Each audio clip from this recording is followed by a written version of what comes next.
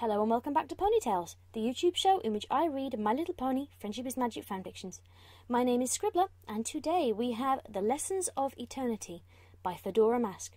It is labelled as Sadfic, and the summary reads, Love doesn't always last forever, and sometimes it can crumble so spectacularly that you never want to see or speak to the other person again.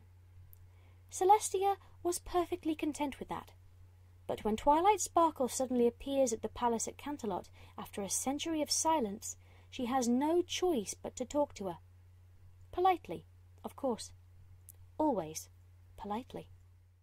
You look so beautiful today.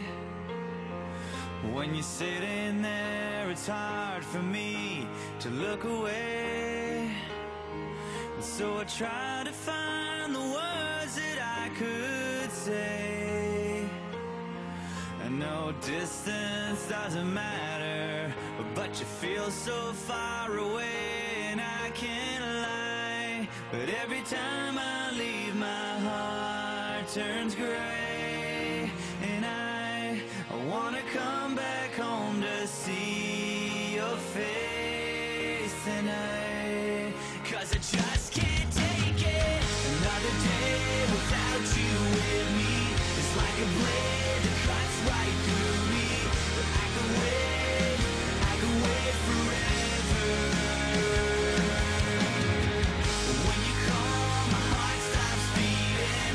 When you're gone, it won't stop bleeding. But I could wait forever.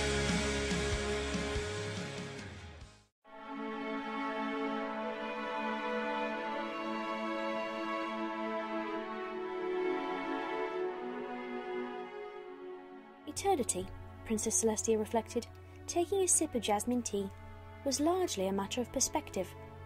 It was, after all, one thing to say that she was 1,756 years, 3 months, and some days old, and quite another to say that she could refer to yesterday, and the day before that, and the day before the day before that, going back 641,461 days.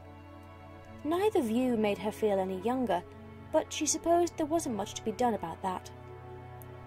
The thing about living forever, or at least indefinitely, was that it tended to strip some of the surprise out of life. On the grand scale, the majority of those days had played out within reasonable deviations of each other. No, there was not much that shocked or surprised Celestia lately, and so she had learned to accept the little surprises that showed up throughout the day, like unexpected visitors. This did not stop her from nearly dropping her tea when the herald told her the name of her actual unexpected visitor. The cup plunged half a foot before she caught it, magic faltering, coming in bursts and sparks instead of an even glow around the cup. "I beg your pardon?" she said. "What did you just say?" He told her again. The same name. "This is a very poor joke," said Celestia. Your Highness?" The herald's eyes went wide with fear for his job and genuine surprise. Of course, thought Celestia, it would have been before his time. There was not a soul alive who could see that as a joke, except for the pony who was coming through the big double doors to the throne room, hooves clacking on marble. Celestia scowled. So much for meditation, then. With a flash of magic, she seized a stack of papers and splashed them across the table, trying to appear busy. She'd managed to get them settled and had bent intently over a request for expanding farming rights when the hoofbeats came to a sharp stop on the stone floor. "Trying to look busy?" asked the voice. When she didn't respond, it went on. "It would help if you didn't take the papers from the outgoing pile." The voice was not accusatory, nor angry. It was nothing. Maybe slightly amused. Celestia glanced up at the purple mare, who waited until she was watching to continue her approach, horn held high. Even after all these years, Celestia couldn't help but think that the wings suited her. Twilight Sparkle. There was a time when the name would have been followed by any of a half-dozen epithets. My faithful student, my dear friend, my love. Nothing lasts forever. Princess, came the reply, equally cool. To what do I owe the... Words that would round off the traditional phrase, like honour or pleasure, suggested themselves. Surprised, she finished. I was just on my way back from the Empire for Shining and Cadence's wedding anniversary. Not an answer. That worried her. Her most recent conversations with Twilight had been extremely to the point. They had been also over a century ago. A long silence to break for no reason. Ah, yes, 350 years, isn't it? She said, stalling, watching her former pupil's face for any clue as to the real purpose of her visit. Twilight presented none, but said 353. So it is, Celestia conceded. That's pewter figurines of swans, I believe. I shall have to send them a pair. I often wondered who made that rule, said Twilight. It seems like the audience for it is rather limited. Celestia feigned an extreme interest in her papers. After a moment, Twilight continued. You, for instance, can't have had much use for it. Celestia's face became a porcelain mask, as even and expressionless as the teacup she set on the desk in front of her. If her former everything was trying to barb her comments, she would have to do better than that to get a reaction. She was a politician. She whiled away her days swallowing insults of a far more obvious nature. How fares the weather in Galapsandria? The tiniest flicker of doubt crossed Twilight's face, so fast that Celestia could almost believe that she had imagined it. She hoped she hadn't. Humid, but pleasant, Twilight replied. I see you're keeping well up here in the mountains, and I heard that the summer sun celebration was a success. The sun came up on cue and everything. I have been doing it for over 1,000 years. Yes, and the same pose, too. Celestia frowned. I recall a certain little pony who used to be very enamored of that pose. Things change, Princess. There was something gamey in Twilight's voice now. A challenge. And isn't it nice to know that the summer sun celebration hasn't? There are those who'd say that tradition for tradition's sake is no more a virtue than meaningless change. As Twilight spoke, Celestia noticed her gaze drifting about the room. Ornate, columned, much larger than it needed to be, and consequently always much colder than was comfortable. Nothing about it had changed in the past century, except the cobwebs, which were renewed every few weeks. Even the stained glass windows were just as they were, even the ones featuring her. Celestia cleared her throat sharply, for a moment a teacher trying to recapture her student's wandering eye. You must introduce me to some of these vague individuals. I see they parrot your opinions quite conveniently. Yes, well, Raised voices in the hallway cut off whatever Twilight had been about to say. Excuse me, miss. You can't go in there, came one deep, male, imposing voice. The princess has expressly... Oh, she'll want to see me about this, said a second voice, much higher, brimming with the self-confidence of youth. A side door leading off into the guest wing of the palace opened, and in rushed a young mare with a pale yellow coat and orange hair that deepened in places until it was almost red. Princess, the newcomer was saying, her features animated. I've got it all figured out. All I need to do is... Oh! Amber eyes lost their excitement, went wide at the sight of Twilight. I didn't mean to... Oh, I'm so sorry. You're... She struggled for a title.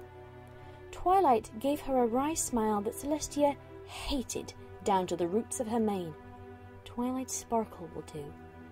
The mare, really just barely more than a filly, nodded carefully. She, for one, recognized the name. enough to shoot Celestia a discreet look that ended in a question mark. Celestia, who wasn't sure she could have answered in words, let alone glances, kept her face neutral. I'm so sorry, she repeated again, flushing now. Princess, I didn't realise you had a guest. I'll wait outside. The air around her rippled as she disappeared. The sound of disembodied hooves clicking on the floor tracked back towards the door. Celestia sighed, anger and humiliation a swirling mess in her head. Not a meeting she would have wished for, but it was too late to do anything now. May as well see what she was so excited about. Starshift, what seems to be the problem?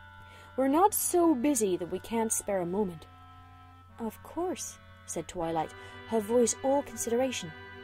The look in her eye, on the other hand, promised Celestia that stalling wasn't going to do her any good. Oh, well, The air rippled again, and Starshift reappeared, halfway back to where she had come in. It was about that AC. I think I figured out how to fix my argument. It's, not very important. I was just excited. As well you should be, said Celestia. But perhaps we could discuss it later. Starshift glanced up, eyes brimming over. I'll see you at dinner? Celestia gave a gentle nod, eyes still watching Twilight's smirk of victory. Great! Sorry again, added Starshift, giving a quick bow to Twilight before rushing back the way she had come. Silence settled over the throne room. Somewhere, a clock ticked away, the sound bouncing off of tiles and walls until the ticks and tocks were indistinguishable. Time trying to rush forward out of the stillness. Celestia waited for the other hoof to drop. She seems nice, Twilight said finally. Diligent. Very. Celestia examined her tea, warmed it with a flash of her horn. A bit pushy, though, don't you think? Remarked Twilight, as if she were offering her opinion on a painting and not a pony. Barging in here like that. Celestia bristled. It wasn't that she hadn't expected some tacit criticism from Twilight, but openly finding fault with Starshift was pushing things. She would have pushed back. Perhaps. But a better pony who is a little too forceful in pursuing what she wants than one who is too timid, or, worse still, one who doesn't know what she wants at all. She gave Twilight a pointed look. Twilight seemed to shrug it off. Speaking of what she wants, you're sleeping with her, I presume? Celestia bit down on nothing to keep herself from snapping a reply. A teaspoon levitated on its own and began to stir the contents of her cup. Slowly, with the deliberate absence of agitation. Twilight could cast aspersions all she liked, but she wasn't going to get an answer. Really now, Twilight said. How old is she? Celestia glanced up, caught off guard. How had she... The teacup, of course. Trying too hard to seem casual, she cursed herself. Twilight had always been a little too perceptive, and she was out of practice at hiding things from her. Don't get me wrong, Princess, Twilight continued. I think it's wonderful that you can still open up your heart at this age. Celestia felt her face harden into a glare. That was beneath you, Twilight Sparkle. Really? Because I thought we were discussing what was beneath you. Enough! Celestia roared, in a voice loud enough to shake the heavy stone doors in their frame. Heat and light blazed from around her eyes, racing down the spiral of her horn as she rose to her full height. I will not tolerate such crude remarks. Not about myself, and especially not about Starshift. Twilight was unmoved. Even in the gale-force wind of Celestia's magic, she stood her ground, unflinching. She had never been one to intimidate easily. The things that scared her were subtler, and usually came self-inflicted, Why? She asked. Are you two going to tell me that you have something special? The magical energy dispersed.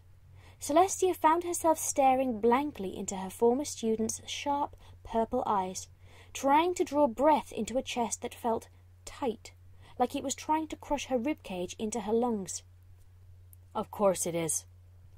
Her breath trickled out, no force behind it, not even conviction. The love I feel for any pony I care about is as unique as they are. That you can still say that with a straight face amazes me, said Twilight. The calm look in her face was giving way to pure malice. And I suppose your getting bored is a unique experience each time as well?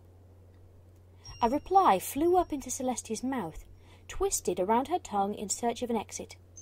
She kept her lips pressed tight together. If this was how things were to be, then very well. She would play this game her own way, and she would win. It took only 2 words. How's Spike? Twilight's grin vanished. For the first time, genuine hurt, dark and deep, came into her eyes, and she lowered her gaze to the marble floor. Feathers rustled at her sides, anxious, miserable. I don't know, she said, her face an open sore. He still won't talk to me. I don't even know where he is. There was a rush to controlling the conversation again, to finally beating Twilight, to seeing her crack. A savage smile cracked Celestia's lips as she went on. Oh, that's no trouble at all. Although I seem to recall his saying something about taking a nap for a century or so. Twilight's head shot up. For a second, hope had danced across her face, and Celestia's grin only grew wider as she watched it crumble. But by the time there were tears in Twilight's eyes, by the time she was hiding her face behind a wing, pretending to cough, the smile was gone. Even when things had been at their worst, she had never gotten any pleasure out of seeing Twilight cry. Tears were not enough to arouse genuine compassion. This was still war, for all she knew. But neither could she stay angry at a pony who was trying so hard to hold herself together. She fell back on a gentle neutrality. Twilight Sparkle, why are you here? It can't have been to indulge our mutual bitterness. We've both had enough of that for a lifetime, even one so long as ours. I'm sure you can figure it out, Princess, said Twilight, the words sounding as though they had been scraped, raw and bloody, from the back of her throat. You taught me everything I know, after all, and kept on teaching. Celestia blinked. Jealousy? No, not possible. After such a long time, what was there to ever be jealous about? It didn't sound like the Twilight she knew, but so many things today didn't. I didn't send you away, Twilight. You did that yourself. No, you didn't, she agreed, voice cracking, but steady. You only said, what was it? Our continued intimacy would be a mistake. Who wouldn't want to stay around after that? Old wounds stung fresh. An old argument found its way out to Celestia's lips. I didn't mean I stopped caring. You as good as told me you were sick of me, Twilight barked. A pattern. A conversation they'd had before but had to see through. You were the only stable thing in my life. And you wanted me to be your whole life, Celestia snapped, with real anger, as real as a century ago. That would have been horrible for both of us, and you knew it then, and you know it now. You were barely leaving the castle anymore, Twilight. What was I supposed to do? The bitterness of laughter crept into her voice. At least your leaving was a change of pace. Twilight had taken the speech to compose herself, and was sitting now, wings folded at her sides, head bowed slightly, eyes closed, unreadable. She wouldn't move, as much as Celestia willed her to, ordered her to in her mind. "We've had this argument before," said Celestia coolly, when Twilight hadn't replied for some moments. "That's not why you came back either." "Yes, it is." She sounded almost ashamed. Celestia said nothing. "I lost one group of friends, and it was the hardest thing I've ever done. Standing by their graves, one by one, and not collapsing into a sobbing ball. Not until we were alone, anyway. Do you remember what you told me? It was the same old advice, actually, now that I think of it. But I took it. I trusted you, and I made new friends. And I lost them too, and it was worse. I couldn't stand going through that again. So I didn't want to see anyone. I didn't want to care about anyone else. Can you blame me? How can you of all ponies, meet some pony new and not think that you know how the story ends? How every story ends, always and forever." Twilight was pacing now, with nervous energy, by turns pleading and almost shouting. "So I decided to focus on my studies for a while, for a few decades. But you know something, Princess? If you stick around long enough, you see all the arguments, all the ideas, all the thoughts that anyone ever thinks and puts to paper. You read the same things you read 50 years, 100 years ago. I know it all. I know it, and I'm sick of it, and I'm sick of being sick of it, and All of a sudden, there was nothing left to her but sadness. "So I thought maybe if I made you mad enough, then you might..." She shook herself suddenly. "No, I guess I never believed that. I just couldn't stand to ask you..." Twilight turned towards Celestia, head lowered, words coming out in gasps. I'm sorry, Princess. Immortality is a wonderful gift, but I don't think I want it anymore." Celestia stepped from behind her desk and walked towards her protégé, stopping just outside the range where she could reach out a hoof and touch her. She looked so small, as young and confused as the filly who had lost control of her magic all those years ago, scared of herself and everything around her. The ruler of Equestria opened her mouth, expecting to know what to say, but found no words. "Besides," Twilight said softly, "I'm sure there's someone else you'd rather bestow it on." Instinct took over where conscious thought had failed, and Celestia found her voice enough to snap, with all the harshness of a teacher, "Twilight Sparkle!" Even now, purple eyes went wide with apprehension at that tone. "Do not insult me. Your current state was bestowed on you out of love, and of my own free will. The fact that our feelings toward each other have changed is irrelevant. I am not so disrespectful of our past that I would take back a gift for such a paltry reason." She softened, guilt stinging afresh.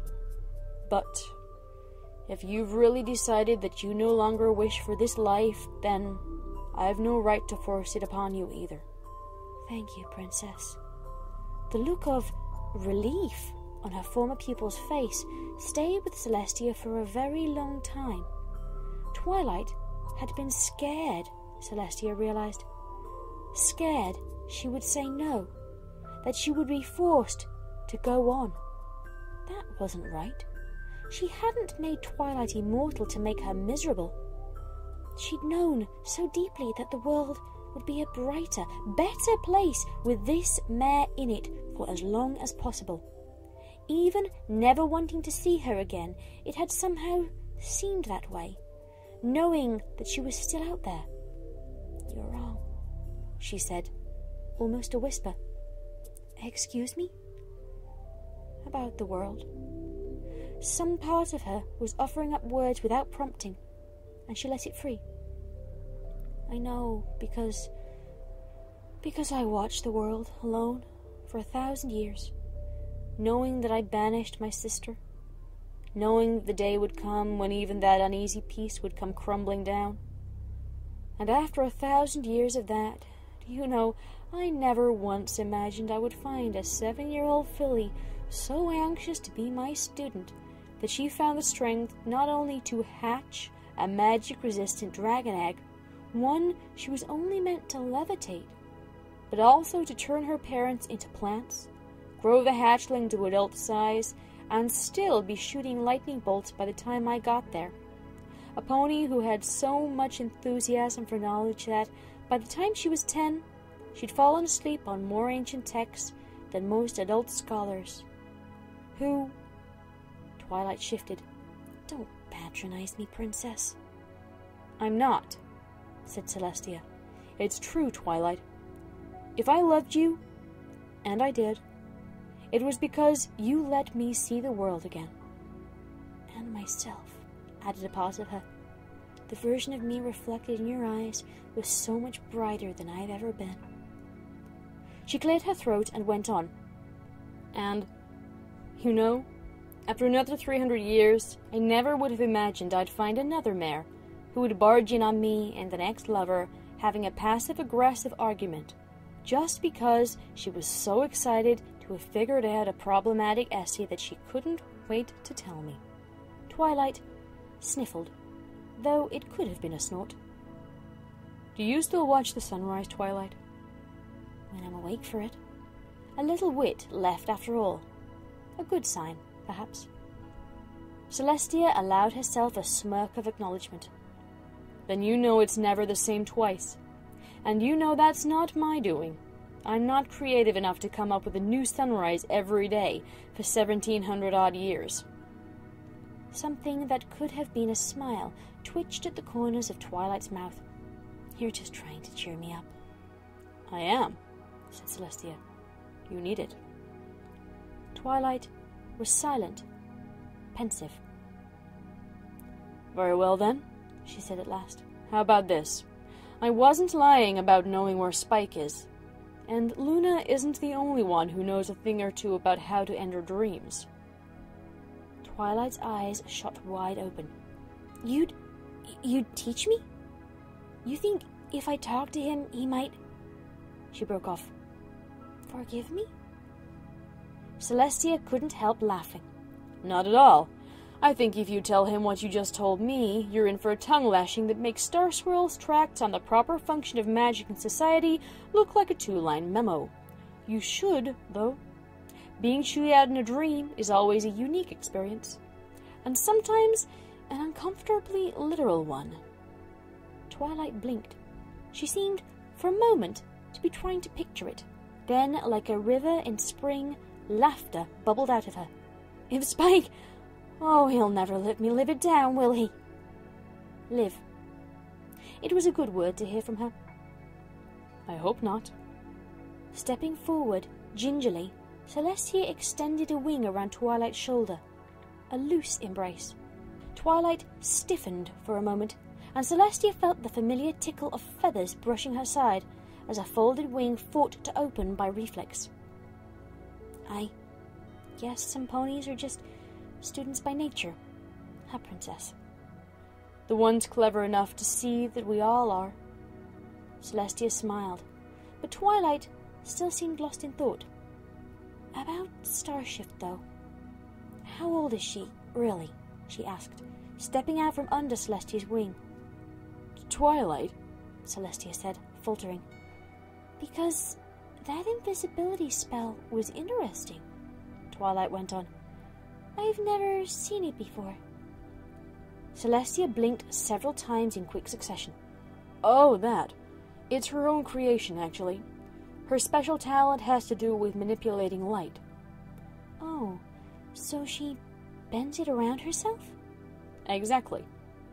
Fascinating, said Twilight, and Celestia felt herself smile again. You must be proud of her. Celestia nodded. There's still more to the world than just your books, Twilight. Twilight smiled too, sad amusement written on her face. So that's it, huh? A chance to talk to Spike and a few words of wisdom from my old teacher. I'm supposed to face eternity? Eternity? No. But how about tomorrow? Neither of them said anything more, but as Celestia turned towards the door that led to her private library, Twilight fell into step beside her, as if it were the most natural thing in the world.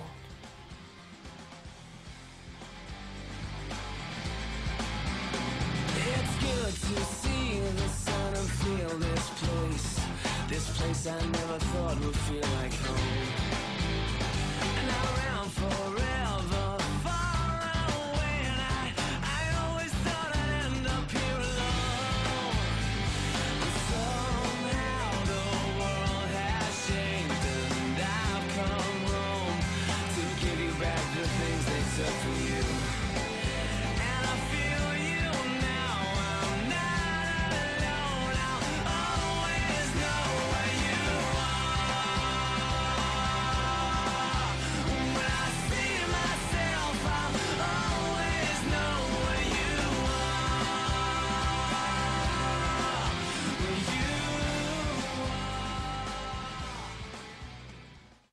That was The Lessons of Eternity.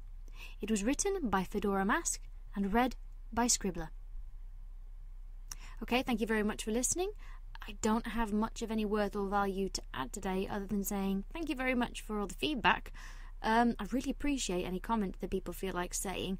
And I've been very lucky, I think, having looked at some of the feedback other people are getting, on how nice people are being on this channel, so thank you very much. The only other thing I would like to add is that for the first time in several months, I've actually released a fanfic of my own.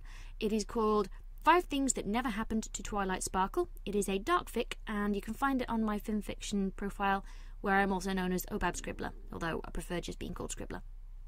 My tummy just rumbled. Apologies if anybody heard that. Other than that, thank you very much for reading again. I hope everybody enjoyed it, and I hope to hear from you next time. Okay? Be lovely to each other, and good night, everybody.